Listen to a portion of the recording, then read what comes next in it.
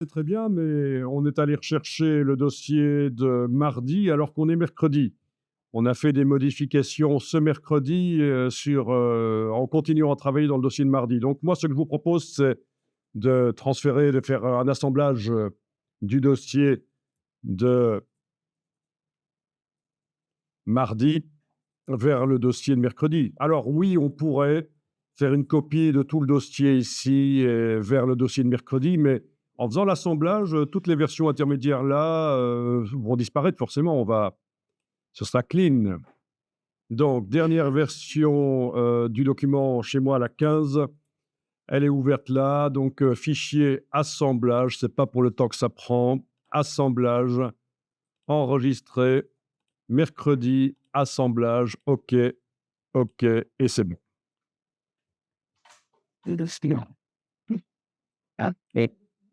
C'est le dernier document sur lequel on vient de travailler, faire du rechercher remplacer. Oui, avec les chèvres, mais on l'avait, fait dans le dossier de mardi. Donc je viens de l'ouvrir et de faire un assemblage vers le dossier de mercredi. Alors, il est possible qu'il vous mette un message à propos de l'espace de fusion des transparences, mais ce n'est pas très grave dans un premier temps. Alors le voilà. Voilà, il est là.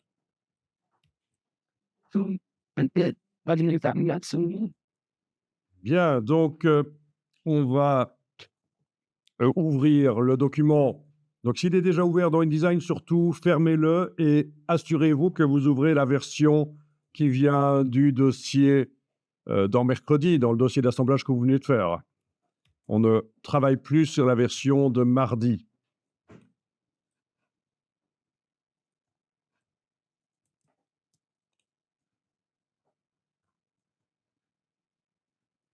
Hop.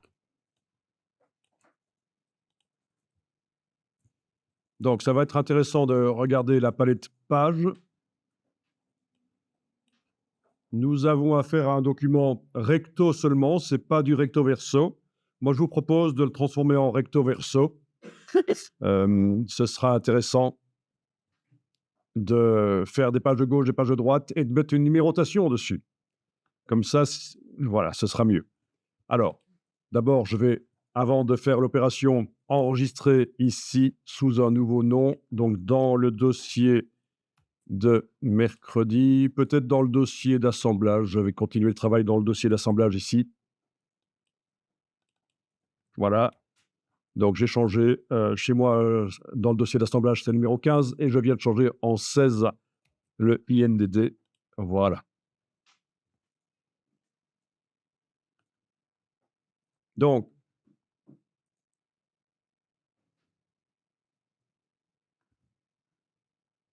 on aurait dû normalement choisir au moment où on crée le document, dans la boîte nouveau document, que ce soit un document en vis-à-vis, mais il est encore possible de le changer après.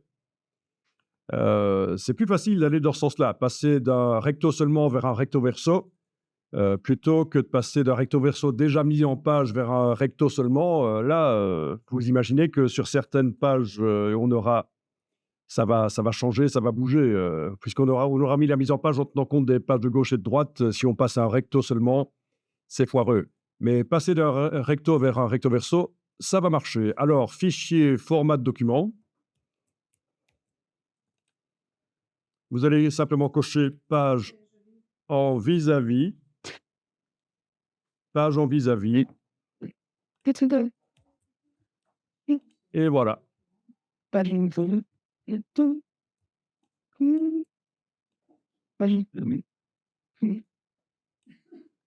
Voilà, fichier, format de document, page en vis-à-vis.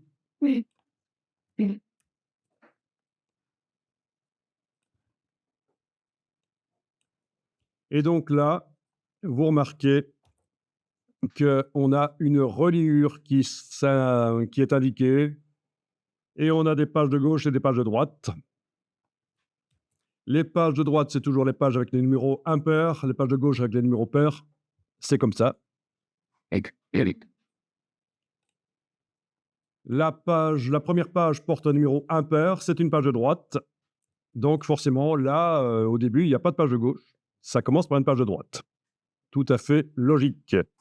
Si on vous dit que ce que vous êtes en train de rédiger là, ça va être inséré dans une publication de la page 34 à partir de la page 34, voilà. Donc, on vous dit que vous commencez votre article, voilà, c'est à partir de la page 34. Tiens, tiens, comment faire? Ben, on va modifier la numérotation de section. 34, c'est une page de gauche en plus, hein. Voilà. Bon, dans un premier temps, on va le faire à partir de la page 35. Et imaginons qu'on vous demande de commencer votre article. Il va être inséré dans une plus grande publication et ce sera la page 35. Double-cliquez sur le petit triangle là, dans la palette page, et ça affiche les options de numérotation et de section en principe. Voilà. Option de numérotation et de section. Et là, vous pouvez indiquer début de la numérotation des pages. Ben, on va indiquer 35. Voilà, donc c'est une page de droite. Au niveau du document, il n'y a rien qui a vraiment changé, c'est juste le numéro de la page qui est différent. Et si vous refaites la même chose en indiquant que c'est 34, qu'est-ce qui va se passer? Essayez. 34.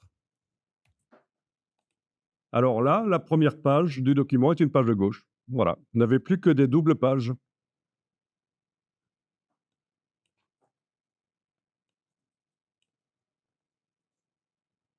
Tiens, il y a une page 44 qui est seule à la fin, c'est pas grave. Ah, j'ai que 11 pages. Bizarre. Vous avez 11 pages aussi? Ou vous en avez 12? 11. OK. Vous en avez 12, parfait. Ceux qui en ont 11, on va régler le problème rapidement. Vous voyez le gabarit A. Vous pouvez prendre l'icône du gabarit A, l'amener à côté de la page 44, pas dessus, parce que ça, c'est pour réappliquer le gabarit sur la page 44, mais si vous vous mettez là, avec la barre verticale, vous insérez une page, voilà. Forcément, c'est la 45. Voilà. Donc, 12 pages.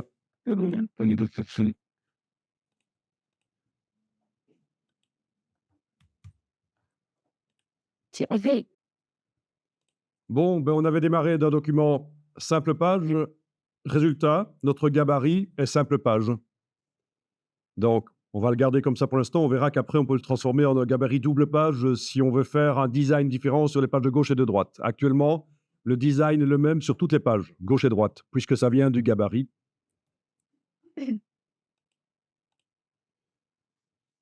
En fait, il n'y a rien qui vient du gabarit. On va faire le test. Vous allez double-cliquer sur le gabarit. Pour la première fois, on va utiliser les gabarits.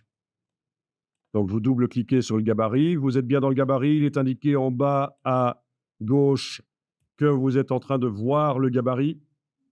Je demande ça parce que souvent, quand on dit d'aller dans le gabarit, ce qui se passe, c'est que voilà, on est sur une page du document, par exemple, voilà.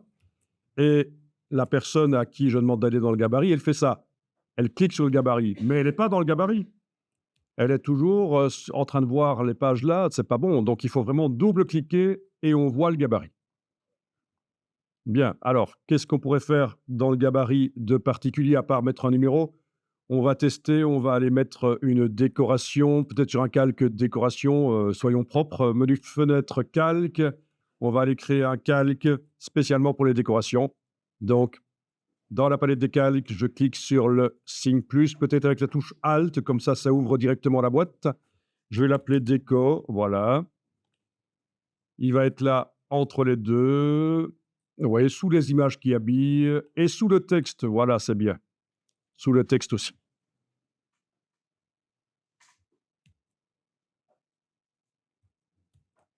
Alt-clic à l'endroit du verrou, ça verrouille les autres.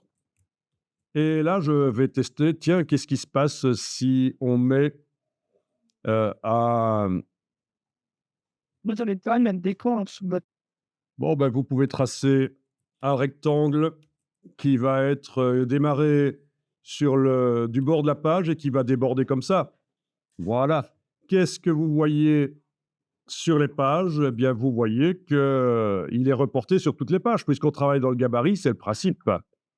On travaille dans le gabarit, le rectangle est reporté sur toutes les pages.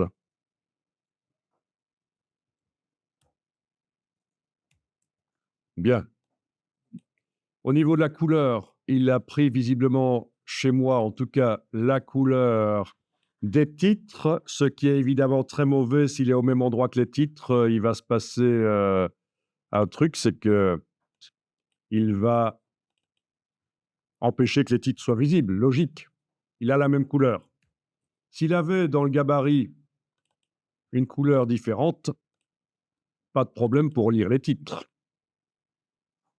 À part que rouge sur vert, c'est pas terrible, mais bon. Bon, ben, donnez-lui la couleur des titres. Vous avez le mot couleur des titres dans le nuancier. Bien, donnez-lui la couleur des titres, c'est bien. Et en fait, on va lui donner la couleur des titres, mais on va teinter. C'est l'occasion de parler de quelque chose dont on aurait dû parler avant et j'ai un peu zappé, c'est la notion de teinte. Donc, dans le nuancier, vous allez demander nouvelle teinte.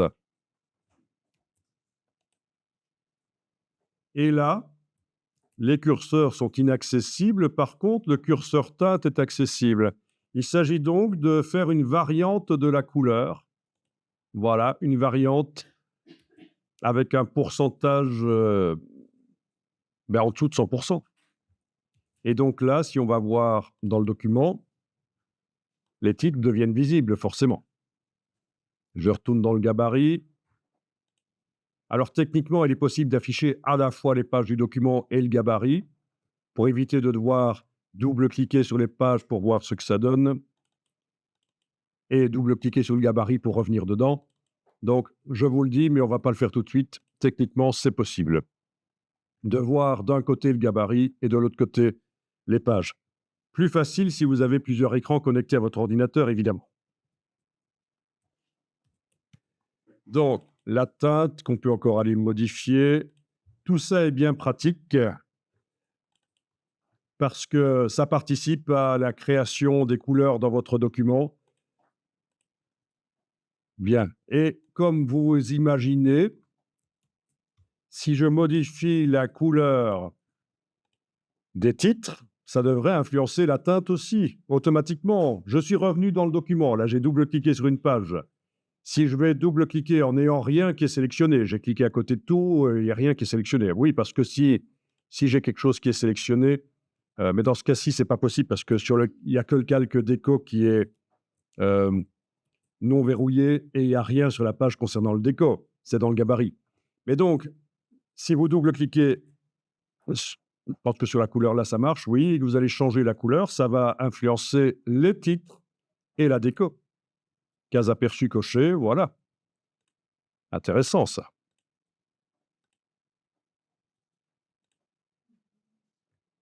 Donc, d'où l'intérêt des teintes. En modifiant une couleur, je modifie en réalité plusieurs couleurs.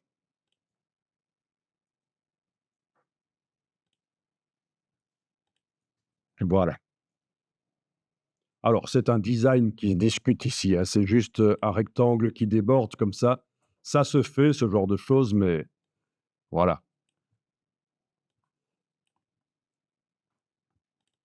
Oui, les vignettes ne sont pas à jour, hein, elles vont se mettre à jour à un certain moment. Je ne sais pas pourquoi elles sont un peu paresseuses. Est-ce que vous avez pu voir le principe de la teinte? Bon, très intéressant.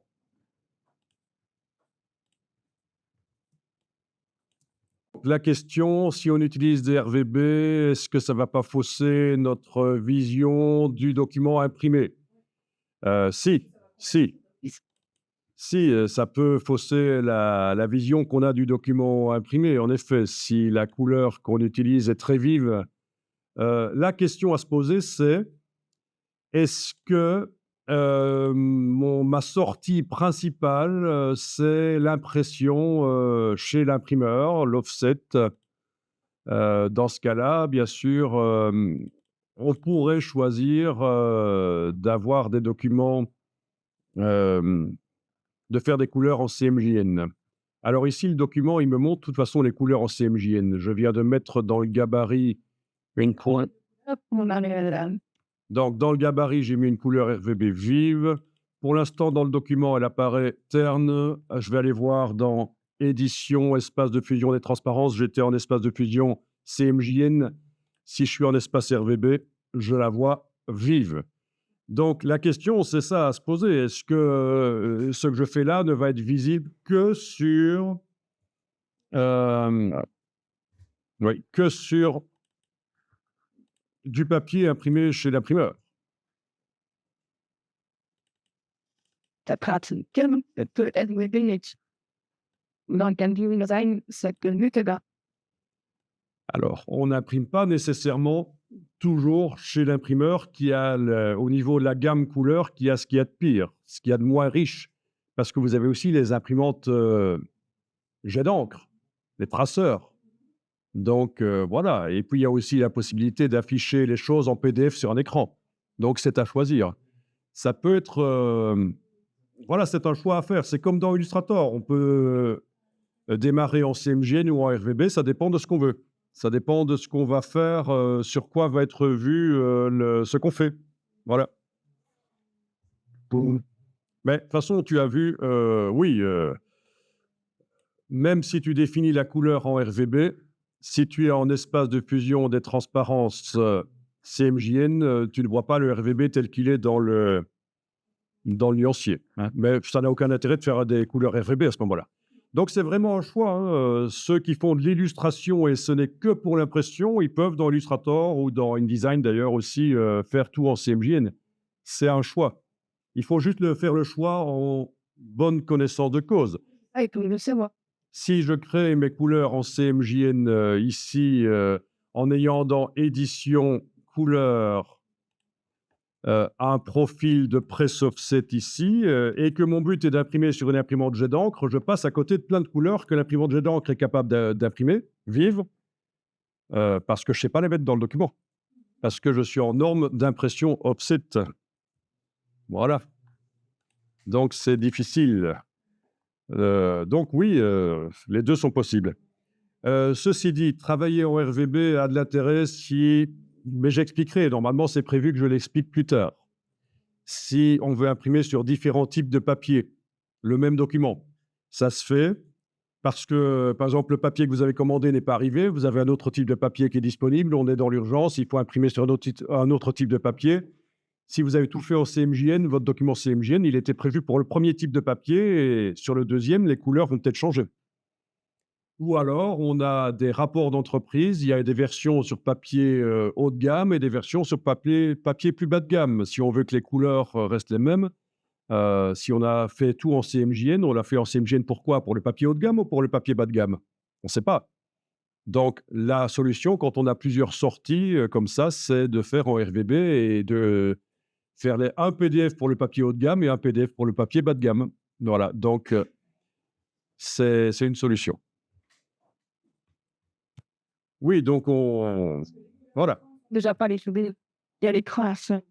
Ah donc, quand tu dis que les couleurs écran, c'est pas les couleurs imprimées, tu veux dire qu'on ne voit pas bien sur écran ce qu'on fait? Non, je me dis qu'il y a toujours une différence entre l'écran et la réflexion. Normalement, avec un bon écran, calibré, on voit sur l'écran ce que ça donnera à l'impression. Ici oui, L'écran. donc ici, je suis retourné en espace de fusion des transparences RVB et ma couleur RVB que j'ai faite, très vive, la couleur des titres expressément pour la démo, voilà, on voit que c'est très vif sur les pages aussi, hein. Donc vous avez ici dans affichage, format d'épreuve et ça peut aider aussi à voir. Voilà, format d'épreuve, personnalisé et là, vous pouvez simuler l'impression sur tel ou tel papier. Donc, par exemple, du papier non couché, du papier graineux. Voilà, si on fait affichage couleur d'épreuve, il s'est enclenché tout de suite. On voit ce que ça donnera sur du papier graineux, donc non lisse, non imperméabilisé, non calandré. Enfin voilà, vous voyez, la magazine, c'est papier lisse. Graineux, c'est plus pour des publications plus haut de gamme, des invitations à des mariages, etc., ou des publicités, des brochures où on veut donner un côté naturel. Et le papier est plus agréable au toucher. Par contre, au niveau du rendu des couleurs, c'est moins performant que le papier lisse. Affichage, format d'épreuve, personnalisé. Si maintenant je simule sur papier lisse Faugras 39, OK. Là, ça n'a pas fait grande différence sur l'écran. Non, mais voilà, vous avez la possibilité de simuler, hein. C'est ce qu'on appelle le soft proofing. Plutôt que de sortir sur une imprimante jet d'encre une simulation de l'offset, oui, parce que le jet d'encre étant plus performant que l'offset, on peut faire des simulations de l'offset avant de lancer l'impression pour vérifier ce que ça donnera. Mais plutôt que de le faire sur l'imprimante jet d'encre, le proofing, l'épreuvage, on peut faire sur écran, si on a un bon écran, avec du soft proofing. C'est ceci, en fait, hein. Donc tout ça suppose qu'on a un bon écran qui est bien réglé. Donc ça répond un peu à ta question pour ce qui est des surprises par rapport à ce qu'on obtiendra à la fin. Mais encore une fois, voilà, il faut juste être conscient de ce qu'on fait et de à côté de quoi on passe et des problèmes qui peuvent survenir si on doit changer de papier, si on doit imprimer sur différents papiers le même document. À propos des écrans, je vous montre ceci. Ici, je vais taper Arnaud Frisch, moniteur. Il n'est pas moniteur de ski, hein, j'ai mis moniteur au pluriel. Arnaud avec un D, ce sera pas plus mal. Et si j'écris correctement son nom, c'est encore mieux. Je pense que c'est comme ça. Vous n'êtes pas obligé d'y aller, je vous montre. Donc, Arnaud Frisch, c'est un photographe qui est là depuis des décennies, qui a fait son nom dans la photo gigapixel. Donc, en gros, le gigapixel, c'est mettre un appareil photo avec un téléobjectif sur un pied robotisé, le mettre devant un paysage, une ville, et sa photographie, ça fait des centaines de photos très nettes, mais seulement d'une toute petite partie du paysage. Et puis après, avec un logiciel, on remet tout ensemble et ça fait des photos hyper précises. Vous avez déjà vu ça? On affiche ça sur une page web, on peut zoomer, zoomer, zoomer, ça reste net. Ça vous dit quelque chose? C'est les photos gigapixels. Bon, ça fait quand même des décennies que ça existe. Mais ce qui est intéressant chez lui, c'est qu'il fait des tests d'écran régulièrement. Et des écrans pour graphistes, évidemment. Il ne va pas faire des écrans de bureautique, des écrans qui affichent pas mal de couleurs. Plus l'écran affiche de couleurs, plus ce sera facile d'être créatif. Donc, voyons un peu les écrans et moniteurs vidéo, photo, les écrans photo et moniteurs vidéo, oui. Donc pour les photographes et les vidéastes. Et alors, ce qui est intéressant chez lui, c'est qu'il ne va pas vous dire, voilà l'écran, le meilleur, 3 800 €. Non, il va vous dire qu'il y a des bons écrans pour en entrée et moyenne de gamme. Et puis, si vous avez le budget, les plus haut de gamme.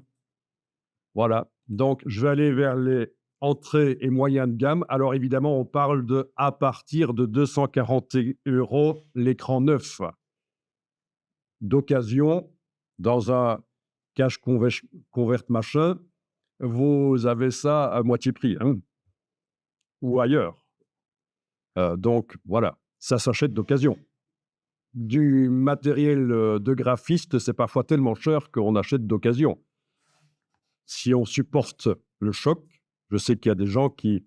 J'ai un ami, par exemple, qui a la poisse. Qu'il achète quoi que ce soit d'occasion, des voitures ou quoi que ce soit, il a des problèmes. Donc lui, il dit, j'achète pas d'occasion. Pourquoi pas? C'est question de karma, peut-être, je sais pas. Mais chez Cash Convert machin, vous avez le droit de le rapporter jusque 3 jours après. S'il y a un problème, ils vous le reprennent. Et je pense qu'il y a même 1 an de garantie. Et voilà. Et donc, c'est intéressant là, parce que ça vous permet d'avoir des bons écrans pour pas trop cher, quoi. Tout est relatif. Évidemment, c'est des marques que vous ne connaissez peut-être pas, c'est des écrans professionnels. Eizo, BenQ, tout ça, c'est des marques de graphistes, de vidéastes. C'est des écrans qui affichent plus de couleurs que l'écran qu'on trouve au supermarché du coin dans le rayon informatique, hein, ce qu'on appelle des vendeurs de boîtes. Si vous voulez des conseils, n'allez jamais dans un supermarché dans le rayon informatique, allez dans un magasin spécialisé. Qui connaissent son boulot, hein. Dans les supermarchés, dans les hypermarchés, et ils ne font que réciter des choses généralement. Il y en a qui s'y connaissent, ça ne le dit pas, hein, des vendeurs, mais souvent ils récitent des choses qu'ils ont apprises et ils vous racontent des bêtises parfois. Mais il y en a qui s'y connaissent, hein, on ne généralise pas. Donc voilà, voilà. Et alors, dans les logiciels Adobe, au niveau des réglages couleurs, il faut surtout, si vous avez investi dans un bon écran, ne pas rester avec le profil sRGB dans l'espace de travail RVB. Pour l'instant, c'est comme ça parce que là, on est en phase d'apprentissage, c'est pas grave, mais le sRGB, c'est une norme de fabrication d'écrans bas de gamme. Donc, si vous travaillez dans vos logiciels Adobe avec le sRGB qui est réglé à cet endroit-là, quand vous faites des images RVB, vous visualisez sur votre écran haut de gamme, dans la fenêtre de l'image, c'est ce que ça donnera sur un écran bas de gamme. Donc, toutes les couleurs que votre écran haut de gamme est capable pourtant d'afficher ne pourront pas s'afficher dans les logiciels Adobe, dans les images RVB. Donc, quand Adobe a mis en place, il y a une vingtaine d'années, la gestion des couleurs, ces profils de matériel, donc ce sont juste des petits profils qui indiquent c'est minuscule comme fichier, hein, les profils couleurs, ça indique juste, tiens, j'envoie telle valeur au moniteur, j'obtiens telle couleur visible. C'est juste un tableau avec 2 colonnes. Voilà toutes les valeurs qu'on peut envoyer au moniteur au niveau des combinaisons rouge, vert, bleu, lumière, rouge, vert, bleu. Voilà ce qu'on obtient sur l'écran comme couleur.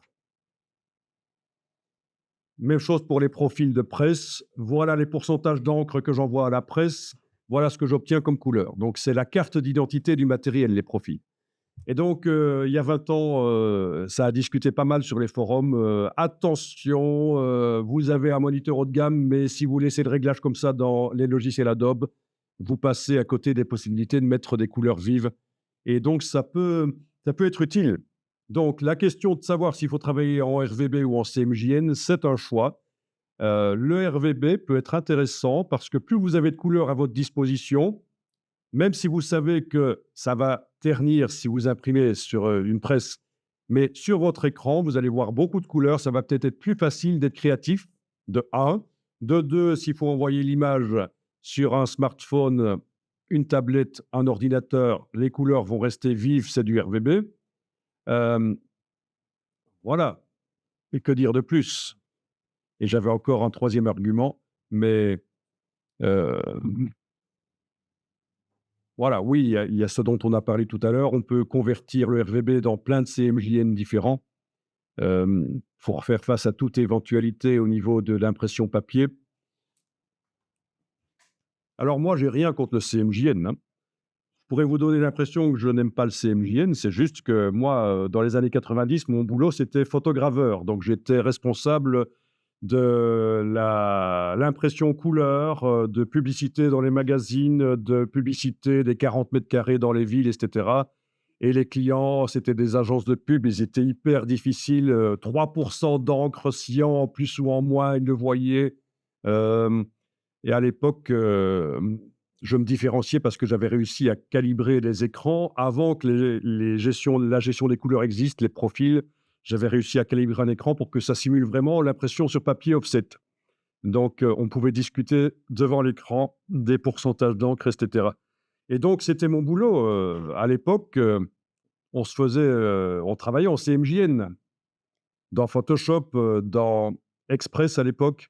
Donc, j'ai rien contre le CMJN, mais à un certain moment, il y a des choses qui ont évolué, donc il y a des facilités. Voilà.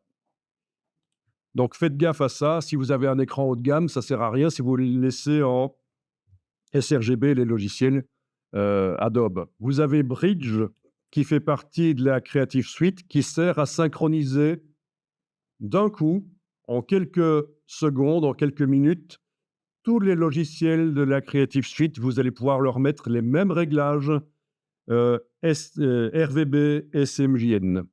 Ce qui veut dire que quand vous allez passer une image d'un logiciel à l'autre, les choses ne vont pas changer, la couleur ne va pas changer parce qu'ils sont tous synchronisés.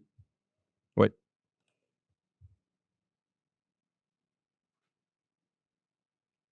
Il a été mis à jour dernièrement, je suis en train de le lancer. Ne le lancez pas nécessairement, je vous montre vite fait.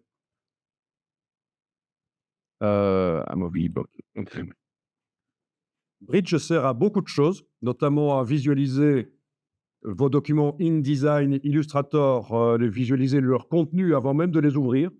ce qui normalement n'est pas permis par les ordinateurs. Vous voyez, moi, mes documents InDesign, ils ressemblent à ça. C'est quoi qui est à l'intérieur? Je ne le vois pas, mais Bridge le permet. Donc, c'est un catalogueur d'images.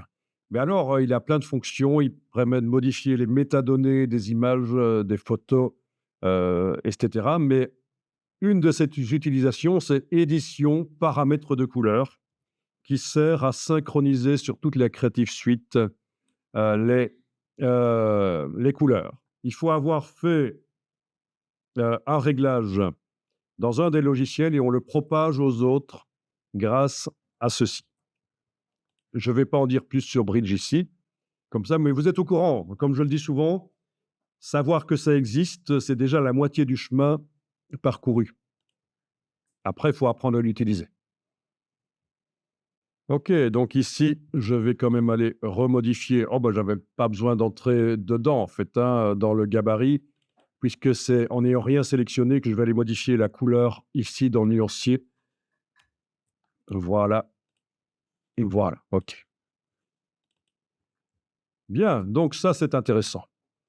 Alors oui, il y a quand même quelque chose qu'on pourrait essayer dans le gabarit, c'est ceci. Quand vous sélectionnez votre rectangle dans le gabarit, vous allez dans Objet, convertir la forme. Comme ça, c'est l'occasion de le voir. On le fera pas souvent, mais c'est intéressant de savoir que ça existe. Vous pouvez convertir une forme rectangulaire en n'importe quelle autre forme, notamment ellipse ici.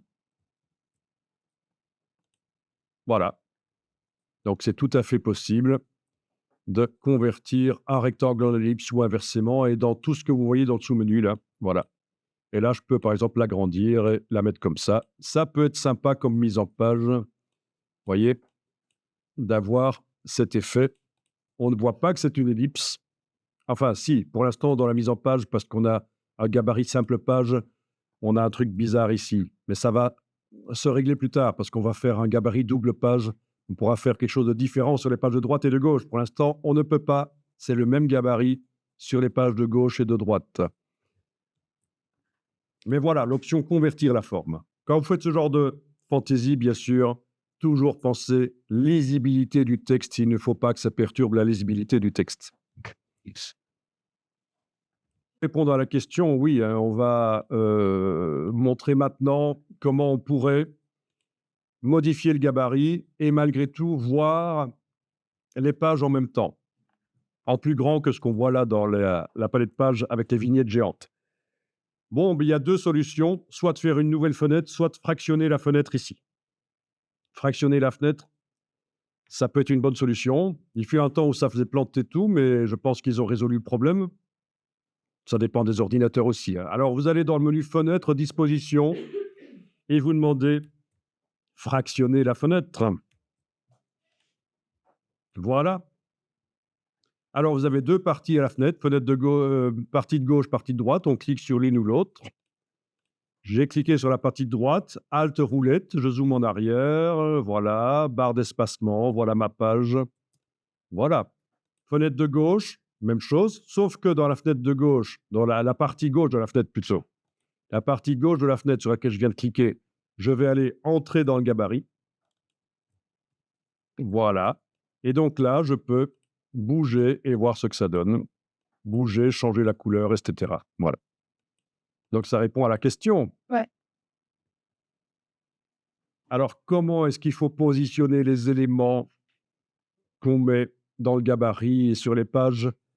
Ça demande d'avoir l'œil.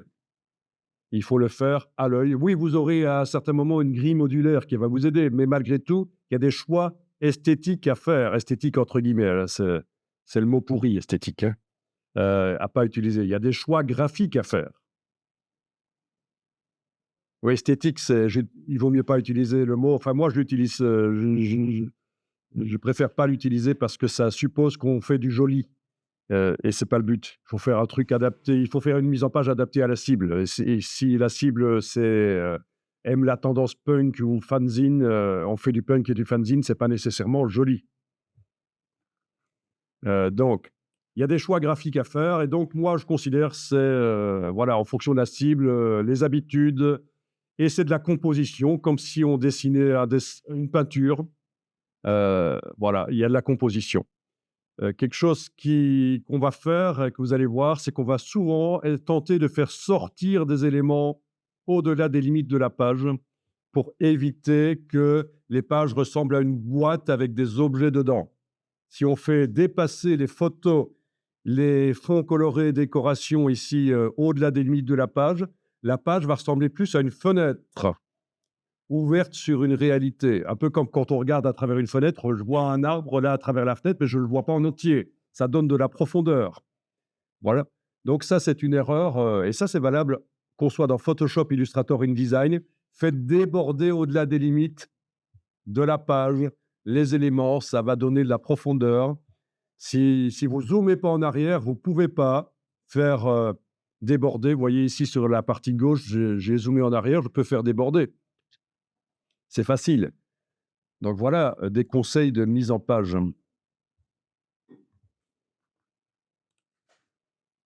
Donc, le côté esthétique des mises en page, on va oublier, on va plutôt parler du côté graphique. On n'est pas là pour faire du joli nécessairement. D'ailleurs, je vous montre ici quelque chose. Voilà. Des travaux. Ça ressemble un peu à du scrapbooking. Ce sont des mises en page ou des posters. Et c'est ce qu'on appelle la tendance anti-design. C'est-à-dire, ce sont des gens qui maîtrisent les logiciels, ils sont tout à fait capables de faire des mises en page correctes. Ce n'est pas des manches qui ne connaissent rien, mais ils ont choisi de casser les règles et de faire différent. Donc, l'anti-design. Donc, si je ne vous le montre pas et que vous voyez ce genre de choses, vous vous dites, mais qu'est-ce que c'est? Ça ressemble un peu aussi à du mixed media, où on a parfois du papier, des matières. Donc, voilà, si vous ne connaissez pas, vous vous dites, mais qu'est-ce que c'est ce truc? Il ne connaît rien à la mise en page. Pas du tout. Ça peut convenir beaucoup mieux à une cible. C'est dynamique, c'est vivant. C'est la tendance anti-design. Ça fait partie des possibilités. Maintenant, on ne va pas faire ça pour vendre du parfum au troisième âge. Hein. On est d'accord.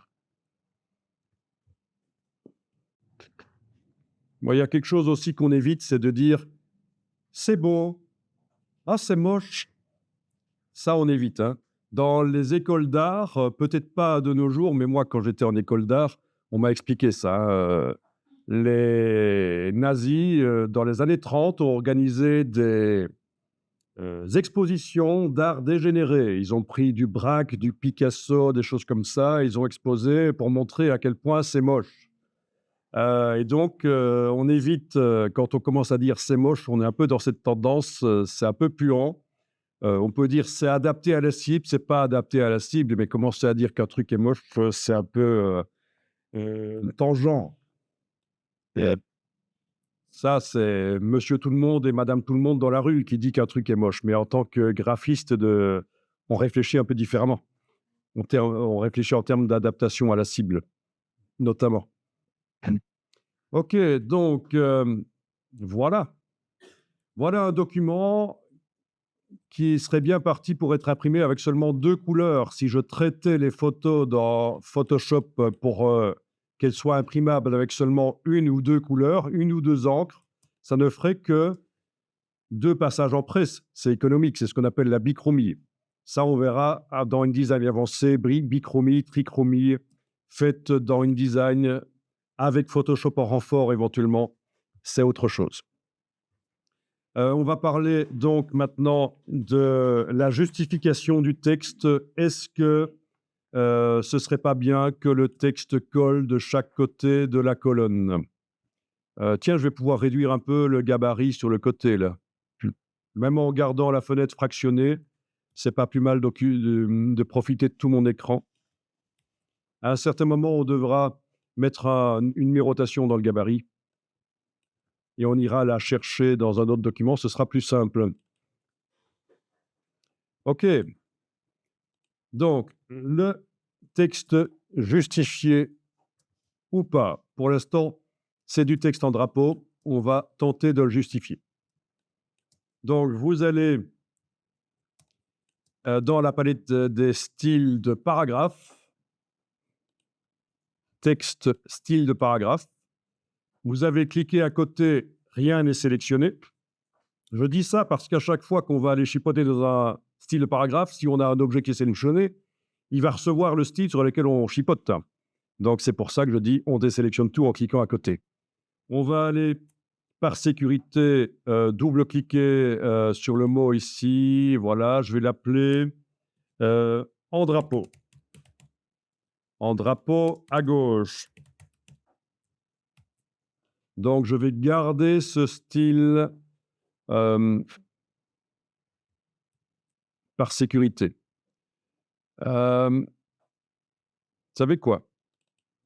On va même l'appeler, oui, en drapeau à gauche, oui, ce sera plus simple si on l'appelle ici justifié, celui-là.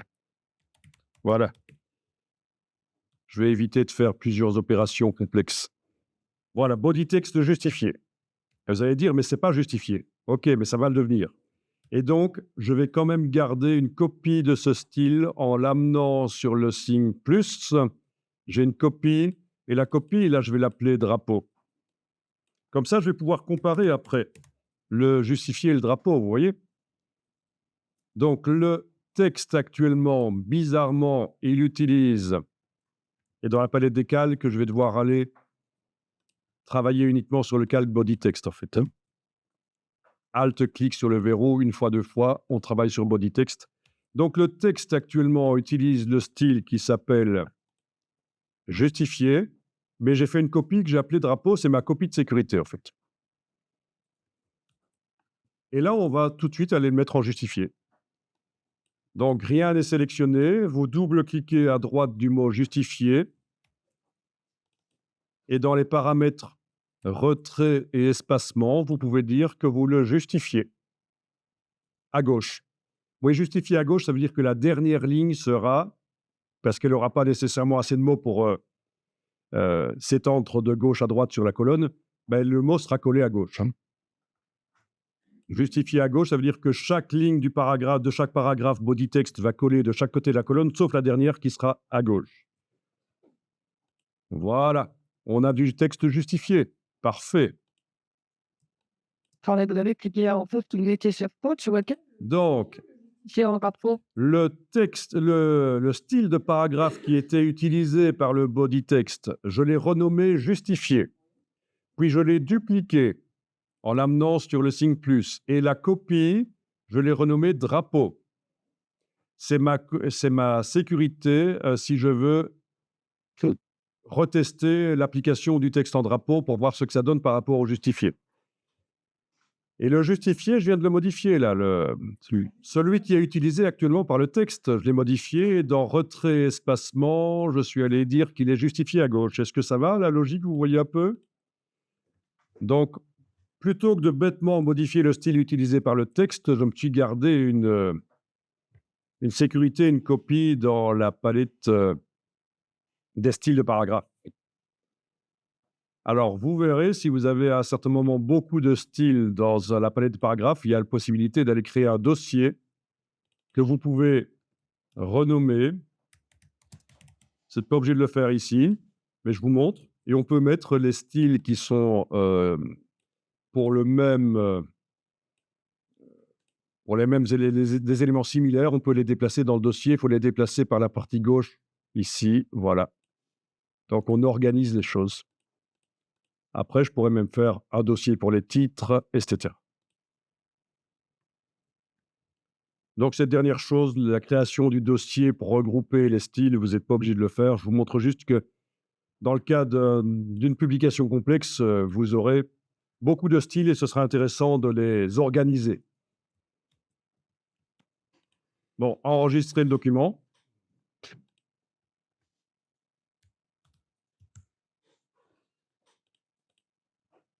Alors, qu'est-ce qu'il vaut mieux pour une publication? Du texte justifié ou du texte pas justifié?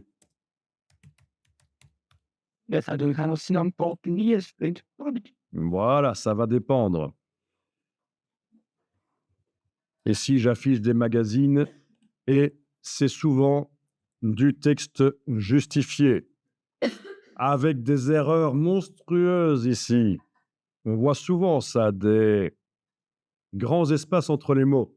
Ça, c'est parce qu'ils ont mis une partie ici pour faire un effet spécial et il n'y a pas assez de place pour les mots. Est-ce qu'il y a de la césure? Ben, il n'y a pas de césure. En plus, ils n'ont pas enclenché la césure dans ce cas-ci. Euh, et donc, ça, c'est moche, hein. Ces espèces de vénures blanches, là, on va justement apprendre à éviter ça. Ah, il y en a encore là, mais c'est terrible. Waouh! Et ça? Ah, mais c'est vraiment la foire aux erreurs. Mais bon, voilà. Alors, je sais pas quel magazine c'est. C'est peut-être, je sais pas. Ça a l'air d'être un magazine allemand, mais je suis pas sûr. Voilà, des magazines. Alors, il se trouve que oh mince, encore des erreurs. Waouh! Ça, on parle d'un gris typographique qui n'est pas bon. Il y a des vénures blanches dedans. Nous, on va apprendre à faire un gris typographique valable. Ça fait partie du boulot à la mise en page. Mais c'est absolument dingue à quel point on en voit souvent, hein, des problèmes comme ça. C'est moche, hein? Un pro qui voit ça, vous lui montrez quelque chose comme ça à un pro, vous êtes déjà à moitié grillé. Ouais. Ici, on a l'air d'avoir du gris typographique meilleur et on a du texte en drapeau ici. C'est un magazine avec du texte en drapeau. C'est peut-être un modèle, ça, en fait, un template. Du texte justifié. Là, le gris est bon. Il n'y a pas trop, mais c'est aussi parce que les colonnes sont larges. C'est plus facile pour InDesign, bien sûr, de gérer ça. Du texte en drapeau pour ce magazine ici. Tiens, avec un look fanzine. Un peu comme les publications faites à la photocopieuse dans les années 80, avant que la mise en page soit la PAO, la publication assistée par ordinateur, soit accessible à tous. On faisait des petits fanzines, des petites publications. Vous voyez, les clubs, tout ça, ils faisaient ça par collage et c'est un peu le style repris ici. Donc ici, on a du texte en drapeau. Donc, vous voyez, c'est difficile de savoir qu'est-ce qu'on fait dans une publication, en drapeau ou justifié. En fait, voilà ce qui se passe. Pendant très longtemps, les magazines américains ont été justifiés. Donc, le texte collé de chaque côté, comme on a ici. Les magazines américains, les publications loisirs américaines, justifiées. Et les magazines européens, loisirs, donc agréables, étaient en drapeau. Mais l'Amérique a influencé et maintenant, les magazines européens sont justifiés aussi. Voilà. Pour donner un côté sérieux à des publications sérieuses comme des rapports d'entreprise, le justifié peut être justifié, c'est le cas de le dire. Par rapport au drapeau, ça peut faire plus sérieux du texte qui colle de chaque côté. Là, je parle de publications sérieuses. Donc voilà la situation. Autrement dit, vous faites ce que vous voulez. Vous faites ce que vous voulez. Justifié ou en drapeau, ça dépend ce que vous voulez donner comme sensation. Pour un côté cool, agréable, le texte en drapeau, c'est moins rigide. C'est mieux. En plus, vous évitez les gros problèmes qu'on a ici aussi, de grands espaces entre les mots, malgré qu'on a de la césure ici.